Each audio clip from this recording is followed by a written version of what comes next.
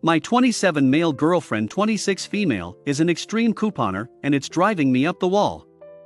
Help. I don't even know how to begin describing my problem, so I'll give a little backstory. My girlfriend Jody and I met in college. And we got serious, so we moved in together after graduation. I really love her. She's smart and funny and beautiful and practical. She had a tough time growing up because her family was living below the poverty line. So she's extremely frugal and careful with her money. This is a blessing for me because my ex-girlfriend, the one before her, spent money like it was going to rot. Jody takes care of our finances and keeps me up to date on what's going on and how we're doing. I feel stupid for even complaining about this because my buddies say Jody is a great girl with a sensible head on her shoulders, while they're having horrible fights or relationship problems with their own girlfriends that involve cheating, finances, and what have you. I don't have that problem with Jody. In fact, she is so far the opposite way because she excessively clips coupons. I think her mom used to do it when she was a kid. And now Jody has turned it into an art form. She spends a few hours a day sorting out her coupons or looking online for them. She makes her co-workers mad by hogging the printer sometimes. Every weekend, she will make me go with her, and we'll get a truckload of toothpaste or toilet paper or whatever is on sale. Our apartment looks like a Costco supply warehouse because she just stocks up like crazy. It's gotten so bad that some cashiers will quickly close their till when they see Jody heading for the checkout with a gleam in her eye. God knows I love Jody. But she's on a mission when she goes shopping with coupons, and I am little more than her sidekick. Trolley boy. I admit it does save both of us a lot of money. And the few times I brought it up, Jody says she's doing this for our future. The money saved on groceries goes into a down payment for our future house. She says, never mind that the bathroom is stuffed floor to ceiling with tampons. Or that I go to sleep surrounded by boxes of Lucky Charms. I've tried to put up with it as long as I could. But it was my birthday a few days ago. And I had mentioned I needed to top up my shaving cream. And Jody went and got me 42 cans. It was free with coupons. She was puzzled when I was less than thrilled and said that she had been saving them for this occasion. I tried telling her that I would have much preferred doing something together. Or even just having her make dinner for both of us. But she got upset I didn't appreciate her gift, and we didn't talk for a while. I don't know what to do, and when I see the show Extreme Couponers on TLC, and see the long-suffering husbands on there with the 1,000-yard stare, I am always afraid that would be me one day, and eventually, I will be found dead in our apartment crushed under a mountain of cat food. My family and buddies are saying I am making too big a deal out of nothing, and that I should be grateful Jody is good with money. But hot damn, I just want to go to the store sometimes and not have the cashiers fleeing every time I head towards the counter. How do I approach the topic with Jody? Too long, didn't read. My girlfriend is the couponing queen and her life revolves around it. I am sick of the lifestyle and feeling like we're stocking up for the apocalypse. Please help me with a way to tell her we don't need 26 bottles of Tide in one sitting. Edit. Thanks for the replies, everyone. There is a lot of useful advice for me to look through and consider. Mostly I am on board with donating half of our haul, so at least I can stop walking sideways like a crab to make my way to the bathroom. Then we'll have a good talk soon for a long-term solution. I have to leave for my afternoon shift and won't be able to reply for a long while. But thank you everyone for your input. Other info. I did think she may have a hoarding disorder. But I really don't know how to tell her without hurting her. We do use the items she gets us. She won't just get items for the sake of getting them. Because she can. So it's really hard for me to see if there really is a problem with her. Or I am just frustrated because I deal with this every day. I think you're right in the sense that I can't mention the couponing. Her defenses go up every time I do so because we've fought about it quite a bit. Mainly her point is that I don't appreciate all the time and effort she puts in to save us money. I do appreciate her frugality. But I think this is going overboard. Someone else suggested that we donate some of our haul that doesn't have a fast approaching expiry date. Of course, to shelters or charities in the area. So I am going to do a bit of Googling, then talk to her about it. Once I did put my foot down and refused to go to the store with her. But when I popped in on my own, our regular cashier, one of the nicer ones who would often ring us up, told me that Jody was really struggling on the day. I wasn't there, and I felt so guilty that I agreed to go along for the next trip. Now I see that I am just helping to enable her, but I can't bear to see her struggling. But I understand now that I'll have to be assertive if I want to help her. Update. Hey guys. Thanks so much for all the comments and useful advice I got. As for the PMs I got, they ranged from people getting pissed off with Jody for hogging the printer to someone asking me to pass on any unwanted coupons or freebies I might have. Anyway, I thought I'd pop in and give you guys an update. I made some phone calls, brushed up my Google Foo, and made a list of charities that we could donate some of our haul to. Then I sat down with Jody and explained to her that while I really appreciate her efforts at being frugal, we really need our living space back.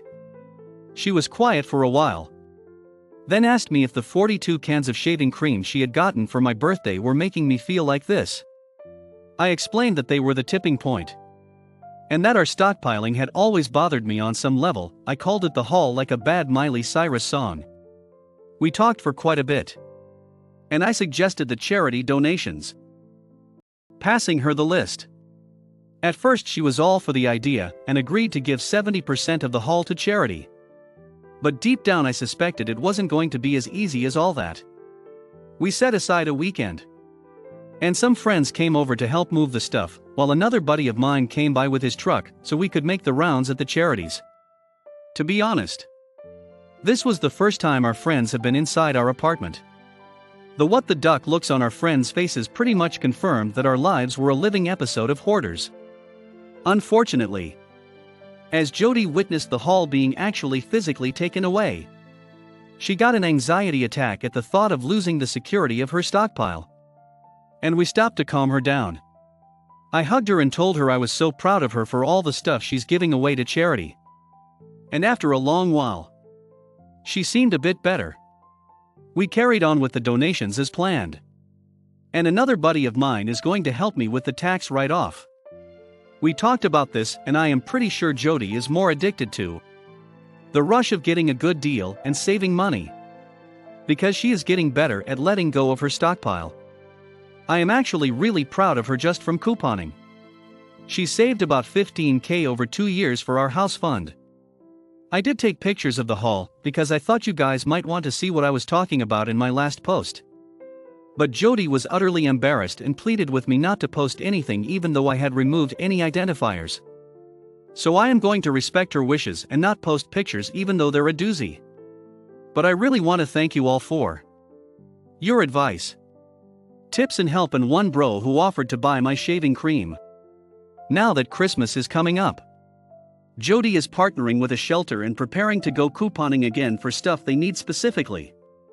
We're also going to get nice Christmas gifts for all the long-suffering cashiers who didn't mind checking out all our shopping hauls in the past, as a thank you, as well as our friends who helped with the donation drive. They deserve it. Hope you guys have a great Christmas and happy holidays. Too long didn't read. My coupon queen girlfriend agreed to give up most of her stockpile. Now she only uses her powers for good. Yet other info. I have to admit that her panic attack really worried me.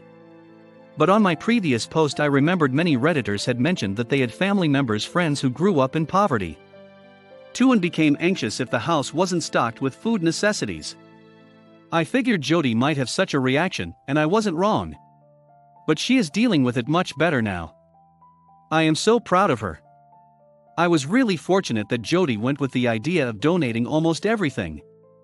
I mean, she has donated in the past, but not on this scale before.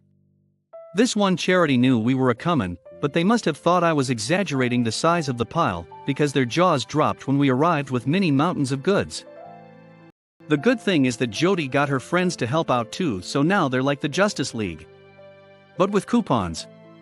Here's hoping it all goes to help out some folks during the holidays. Jody grew up in poverty, so she more than understands it all. I feel like Donation Angel is the final form for the extreme couponer. I had a friend who went to a dark place when she was depressed and turned to extreme couponing. People would joke about going to the store when they meant her house, because of the amount of stuff piled up in her basement and spare bedroom. In the end, someone connected her with the local women's shelter, and it was like she hatched into something new. My aunt runs the food drive stuff for her church, and her basement literally does look like a grocery store.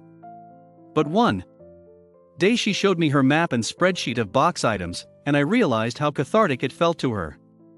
She could ask a family in need that was referred to her what menu they'd like, and it was normal cheap dishes like tuna noodle casserole, beans and rice with fried light spam, etc., and she'd go through and follow her plan, and the box she put together was planned out to give everyone a decent helping of protein and kept fat and salt relatively in check. As much as frugal meals can, and there was always a vegetable component. Plus she'd toss in some pads or diapers if she found those on sale. The thing is, I remember her basement always looking like that. And the church food drive was her way of using her idiosyncrasies for a positive outlet instead of just always having random stuff piled up that she found on sale. This is lovely. And it makes me wish my grandmother had had a similar outlet. She grew up during the Depression and had some meticulously hidden hoarding tendencies. It wasn't until she passed away that we found the shelves and shelves of expired canned food and paper goods that she was socking away just in case. I think she would have been delighted to have been able to share that bounty with people in need.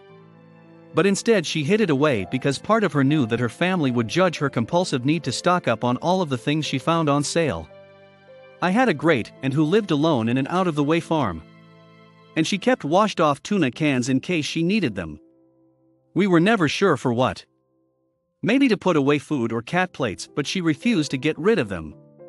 I was told that the cleanup after she passed away was very, very wild. Second story. My 29 female roommate 26 female is obsessed with and trying to become our friend 31 male's fiancé 28 female. This primarily involves me Soulberry. 29 my roommate Cassie 26. The girl she's stalking. Mile 28. And Simon 31. Miles' fiancé. We live in a city of almost 2 million. But somehow, everyone in this nerd circle knows, or at least knows of everyone else. I'm sorry if the details are sparse. But I feel like I might be outed by too many specifics. As a lot of us also browse Reddit. I moved to this city for college and ended up staying. As a lot of people often do. I was living alone until I met Cassie through a mutual friend about 3 years ago. I come from a very stable home life. I have a very close relationship with my mother and stepfather. And I have twin younger brothers that I talk to daily. Cassie, on the other hand, was raised by her aunt and uncle and was on and off medicine, I don't know what for a lot of her middle school years. She has no siblings and avoids calls from her aunt. Only talking to her maybe once a week. She has her quirks. But I thought she was a well-adjusted member of society. Cassie and I were at a convention roughly a year ago when we met Simon and Mile. They had just moved to the area and Simon, Cassie and I hit it off. We found out that we all had quite a few mutual friends and our friendship was solidified when we all saw each other at a party a week later. Mile was really quiet and reserved the first couple times we all hung out. But eventually we were all getting on really well. Simon and Mile are somewhat of a power couple. If that's the correct word. They are both attractive. They have good careers. But they also have a very visible and active presence in these subculture communities and a myriad of hobbies both within and outside of the community. They have a lot of friends surrounding them. And their condo is often the center of operations for weekends out or parties. Mile is very no-nonsense take charge kind. And Simon is very goofy. Open. And welcoming. They're both very social. Basically. After we met them, Simon and Mile got engaged. It was a long time coming apparently. And everyone was thrilled. While I knew that Cassie had a crush on Simon, not surprising. He's very good looking and charismatic. I thought that it was something very innocent, as she's had crushes on people in our friends' circle before. But sometime after they were engaged, I can't remember specifics. I wasn't writing anything down at this point. She said she was going to flake on plans to hang out at their house and play board games. When I asked why, she said Mile and Simon had been fighting a lot recently, and it made her uncomfortable. I was genuinely surprised, as I wasn't aware of her being over there without me. And every time we were there, everything had seemed normal. Cassie insisted that they'd been fighting, giving each other the silent treatment, and kind of joked that I was normally so observant but hadn't noticed this. She then said she wasn't surprised, that Mile was a cold-hearted person and Simon honestly deserved better. This seemed like a pretty intense escalation to me, as she'd never had a problem with them before and got along with both Simon and Mile. So I suggested that she skip hanging out and take some time to draw things out. She apparently did this a lot in therapy, and making these flowchart things seems to help her with graduate school anxiety, worries, and difficult decisions. She instead asked if I was still going, and when I said yes, immediately said she'd go. I didn't want to discourage her, but I said that if she felt uncomfortable, she should tell me and we'd leave. We went, and she would laugh and joke with Simon. But when Miles spoke to her or asked her questions, food or drink choices, for example, she got very visibly uncomfortable and would kind of shut down or pretend not to hear her. Simon would glance between me and her a couple of times, but no one said anything, even Mile. I hadn't seen Cassie act like this in a long time, and resolved to talk to her about it when I got home. Well, that never happened, as we ended up staying the night and then going out to brunch the next day, where Cassie seemed perfectly fine with Mile. I thought it had blown over, and Cassie didn't say much about her from then on. So nothing sticks out in my head until Cassie announced a couple weeks later that she had a boyfriend, Chad. Cassie has always been bisexual, but she's casually dated women exclusively since I met her. So this was a new development. I asked if she'd end up bringing him around, if she wanted to switch beds. Her aunt ended up giving us mattresses a couple years ago, and I'd taken the bigger one at Cassie's insistence. At first she said yes, and then changed her mind, saying that he lived alone and it was easier to go over to his house. Despite this, she never spent the night there, although she'd vanished to his house for hours on end. After she got her boyfriend that I never met, almost 2 months later, is when crap really started getting weird. Cassie started getting oddly obsessed with things she'd never cared about before, like skincare and hair care. Her face started breaking out like crazy, and it really seemed to frustrate her. She was getting packages almost every other day, from Amazon or other places. I found a pamphlet on our side door table for laser eye surgery. She has glasses. She got a brand new phone out of the blue, and started going to her school's gym and starving herself, and then binging the next day, and constantly told me that she was starting to lose weight. She was looking so good. Her breast was getting smaller. When I was folding our laundry one day, I found a shirt that was not mine and would not fit her. When I asked her about it, she quickly snatched it away, saying that she bought it for when she would be fit enough to wear it. We'd always watched TV shows together before, but she was spending an abnormal amount of time on her phone now. She mentioned setting her phone to French because she wanted to learn another language, and I told her to talk to Mile or another friend Stephanie. Both are trilingual.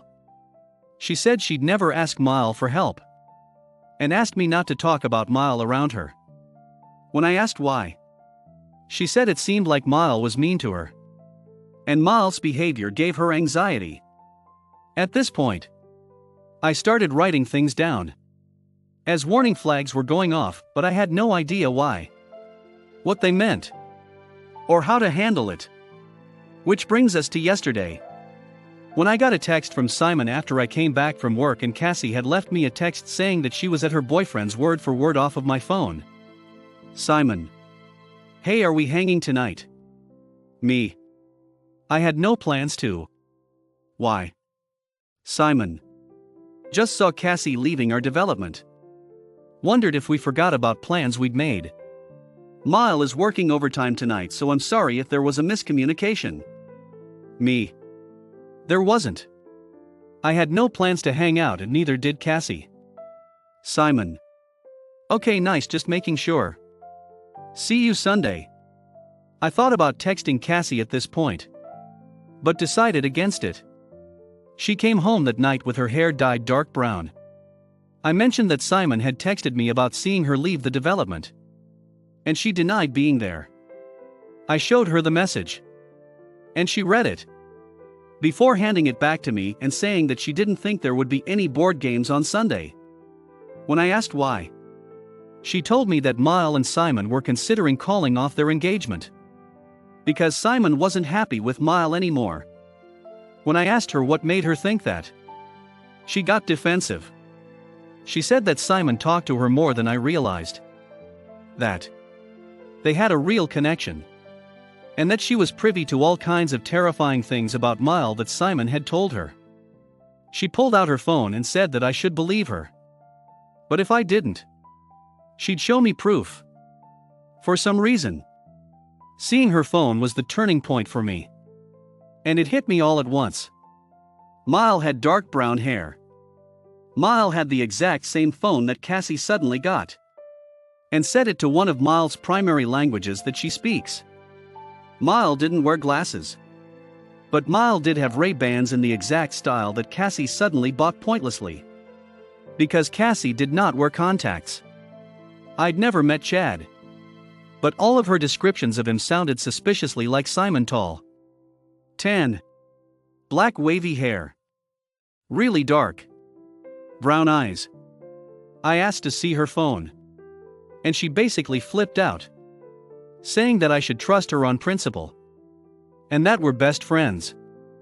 I wanted to ask her about everything I'd noticed, but I had no idea how to bring it up, so I sort of choked on my words. Cassie used the opportunity to yell at me again for not trusting her. Started crying and said that she was going over to Chad's, slamming the door on her way out. After a couple minutes of just sort of standing there trying to process things, I started snooping. I know I shouldn't have, but that's water under the proverbial bridge at this point. I started in her bathroom, where I was faced with an unfamiliar array of French skincare products and really expensive shampoos and conditioners. The first drawer had all of her old stuff in its suave drugstore skincare stuff, etc., and the second drawer had more of her old stuff with a paper list in it. I opened it and found a bunch of odd things written down, divided by lines. I realized after a moment that they were brands of Avene, Fido, Madewell, that sort of thing, divided by types: skincare, clothes, etc. Also written were seemingly random words like yoga, bangles and peacocks. Cassie worked part-time and did not have a lot of money to spare, so I was wondering where she got the money for this brand new range and wondering if that's why her skin was so bad now. I opened the third drawer and sort of just got a horrible sinking feeling. The third drawer had a bunch of things of Miles in it: lipsticks, hair accessories, a ducking pouch with her name embroidered on it that I didn't open, and a bunch of other stuff I didn't take stock of. After seeing this, I immediately texted Simon with, "Hey, is Mile missing anything from her bathroom?" Simon immediately called me. Yes, Mile had been missing things for a while now. I explained what I'd found, and Simon was just as confused and lost as I was. It ended with him asking me to just remove those things from her bathroom and put them in a bag, and to meet the next day to pick them up so I could explain to Mile. He said that I was still welcome in their house, but Cassie wasn't welcome anymore. He then said he'd call and tell her this and hung up. I gathered up all of Miles' things and moved them safely to my room. And when I came back out into the living room, I had 5 rambling texts from Cassie. In them, she blamed me for ruining her chances with Simon. She accused me of destroying our friendship by going through her things, saying she'd never forgive me. And that Mile was a bitch who was lying and trying to frame her to keep her and Simon apart. I immediately called Cassie. And it rang once before it went straight to voicemail. At this point, no holds were barred. Her laptop was on the arm of the couch. And I opened it. At first, I was going to go on her Facebook. But everything was right on the desktop in a folder labeled N. Pictures of Simon from Instagram and Facebook. What little pictures Mile had posted on social media and screenshots of her Twitter updates. Pictures of their house. The bathroom. The inside of Mile's dresser drawers. Pictures peering through the windows of both of their cars. A picture of Miles' engagement ring. I immediately zipped the contents of the folder and emailed them to myself from Cassie's email account. I tried calling her again and was shuttled to voicemail. I considered going into her room, but thought that might have also been crossing a line. So I just went into my room to take stock of what Cassie had stolen from Mile.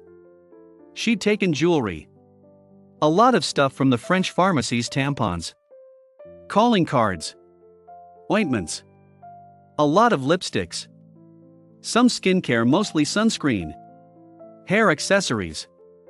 Some things definitely from her bedroom, a pair of small pink socks for example.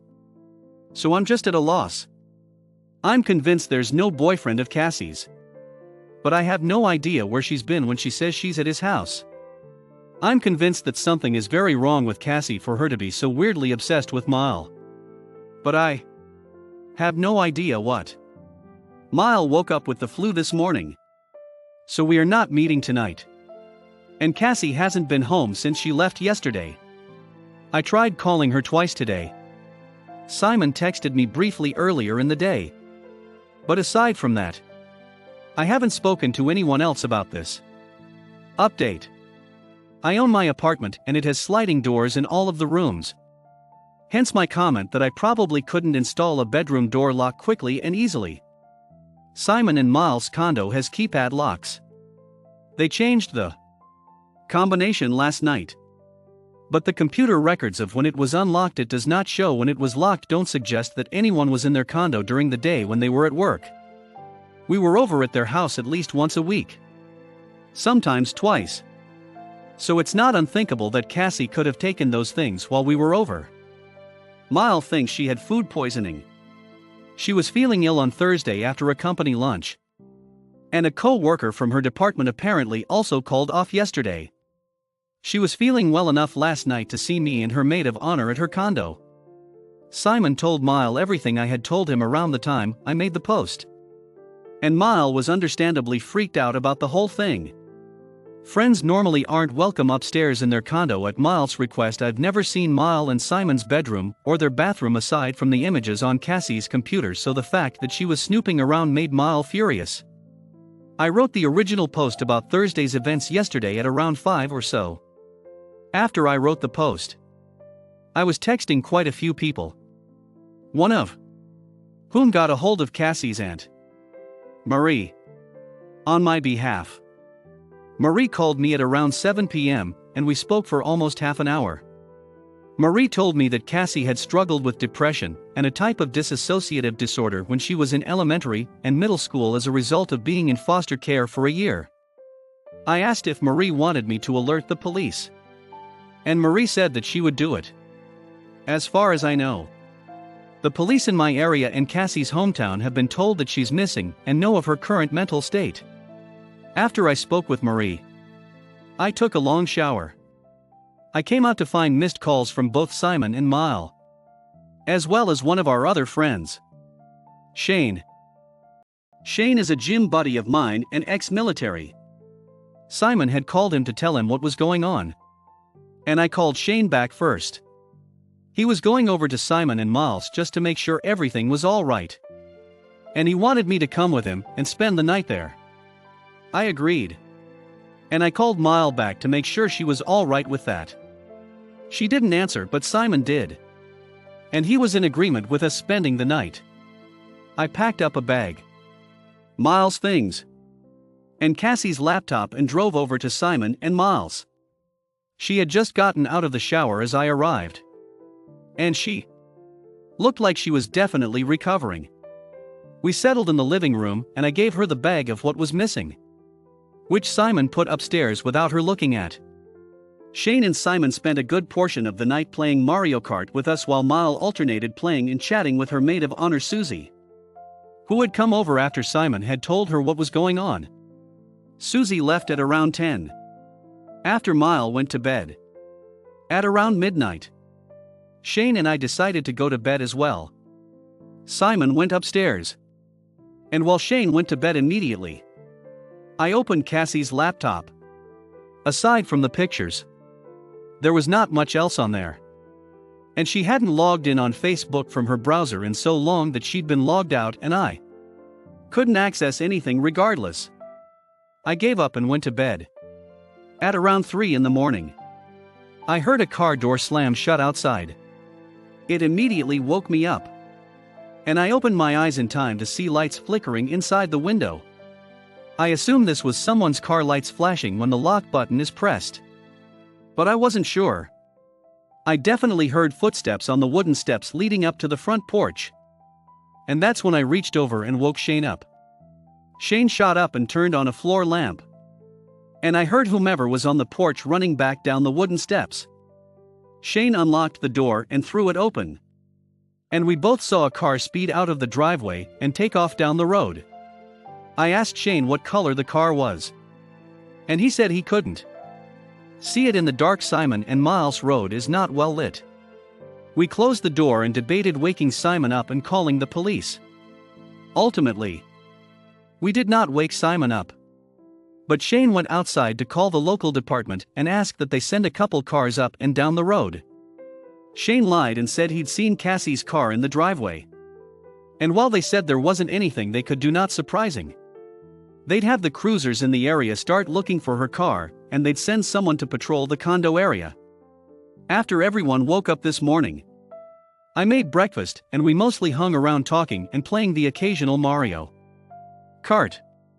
Miles said that she was going to attempt to file a report for the theft of her things, but as she had them back now, she wasn't sure if she could file a report based on hearsay.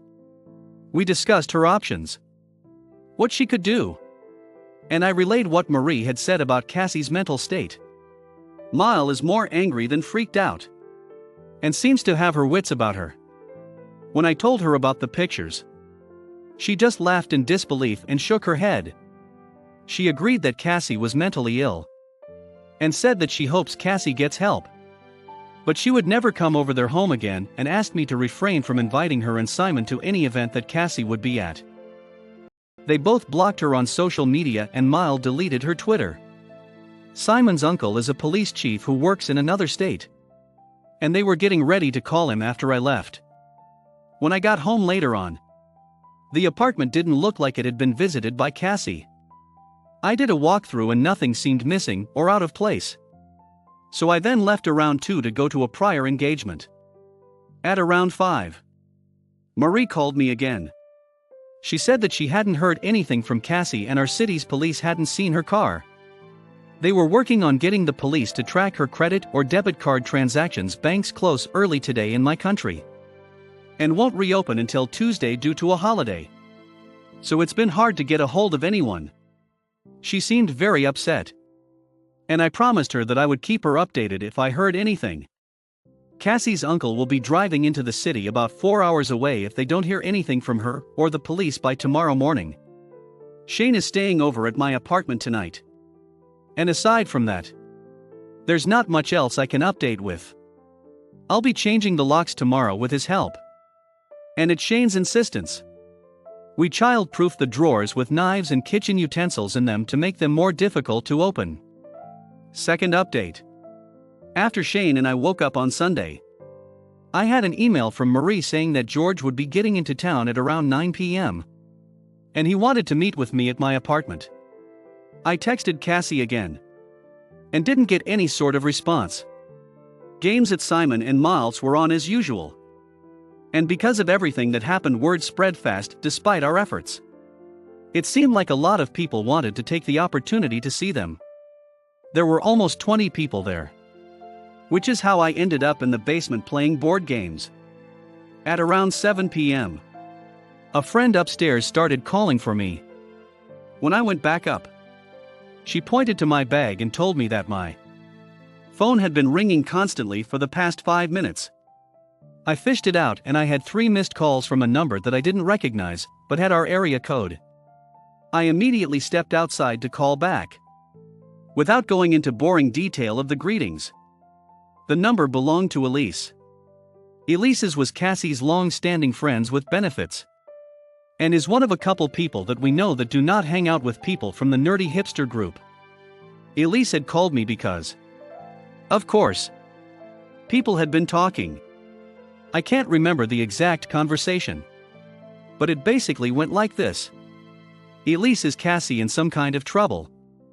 I heard this morning that she tried to attack a girl. Me no. She made some pretty weighty comments about a couple friends of ours, and when I asked for proof, she started crying and said that I didn't trust her and that I was choosing them over her, and that she was leaving to go stay with Chad. Elise. What? No. She's been here. Cassie's with me. I basically felt like a bomb had dropped into my stomach. Cassie had come over at around 2 a.m. on Thursday night, Friday morning, as Elise and her boyfriend were getting home. All Cassie told Elise was that she'd had a nasty fight with me and wanted to give it the weekend to cool off. Elise, knowing how Cassie can get with her anxiety, didn't press for details. They spent Friday just hanging out and took off to the mountains all day on Saturday to go hiking. I asked where Elise and her boyfriend were on Friday night, Saturday morning, and she said that they'd basically smoked and went to bed around 1 a.m. Cassie didn't smoke with them, but she did leave at around midnight to grab donuts and other things from the store. Elise couldn't say if Cassie went to bed with them or not. At this point, I asked where Cassie was now. She and Elise's boyfriend were out picking up dinner, and she wanted to take the opportunity to call me about what she'd heard while they were out. I said that her uncle and aunt were insanely worried about her, and he was arriving in town at around 9 p.m. Elise asked why he was in town and why he was worried, and that's when I told her the full story, right as I ended. However, Elise told me that her boyfriend and Cassie had just pulled up, and to continue over text. Over text. We agreed at first to meet at a restaurant at around 10. And then Elise drastically changed it to her house, giving me the address and telling me to come over as soon as possible. She said it would be easier to keep Cassie and then drag her out and possibly cause a scene in a restaurant. After this, I went back inside, but it was a bit hard to focus on the party. I decided to instead step back out and call George. After greeting him and formally introducing myself, I told him what I just heard. He said he'd been trying to call Cassie as well, and had gotten no response. He sounded extremely relieved and a bit choked up when I said that she was safe and staying with a friend. I told him that Elise had agreed to keep Cassie in and have us over so that we could talk to her, and he immediately agreed. I went back inside and found Shane and another close friend of Cassie's, and I pulled them aside to tell them everything. By the time I was done, it was almost 8 p.m. Shane and our friend both agreed that while they wanted to go, it was probably best if it was just me and Cassie's uncle, as they didn't want to embarrass or freak her out. I left the party 30 minutes early to get some coffee, because I was starting to get really nervous about confronting Cassie. At around 9:15-ish, I parked on the street a couple houses away from Elise's and waited. I saw a car pull up on the other side of the street maybe 5 minutes later, and George got out and walked over to my car. After confirming it was each other, he reintroduced himself and made a couple small jokes. I texted Elise to let her know that we were there, and he asked that he go in first. I was more than happy with that, and we rang the doorbell, and Elise opened the door. Elise's house turned out to be a foyer setup. Which means that the front door didn't open up into the living room like I'd hoped. We had to walk in and down a hallway to get to the living room. When George turned the corner, I sort of stayed behind. I heard all of the talking go silent. And then I heard Cassie start crying. George immediately walked into the living room. And when I finally turned the corner, he was sitting on the couch with his arm around her. Cassie eventually saw me and just started crying harder. Elise turned the TV off and brought a chair out for me. And all three of us, Elise's boyfriend was there. But was put in a very awkward position and just stayed quiet, firmly stated that we loved her and cared for her. But that she needed to schedule an appointment to see a psychiatrist. George took it a step further and insisted that she see someone now. And that he wanted to take her to the hospital downtown. Cassie didn't say anything for a long time. She mostly just nodded and cried and listened to us talk. And eventually verbally agreed with George. Elise said that she'd pack up Cassie's things and give them to me later. And that Cassie and George could leave now, if they wanted. Cassie turned to me to ask about her car. And I said that if it was okay with her, someone would drive it back to the apartment. She agreed, took the keys out of her purse, and started crying again as George walked her out and to his car. I haven't seen Cassie or George since Sunday. Although both George and Marie texted me to thank me. Cassie's living situation is still uncertain. But I hope I'll know more tomorrow, when she's released. Thanks for hearing me out. It was nerve-wracking to go through. Hit like if you enjoyed this video. Consider subscribing to our channel.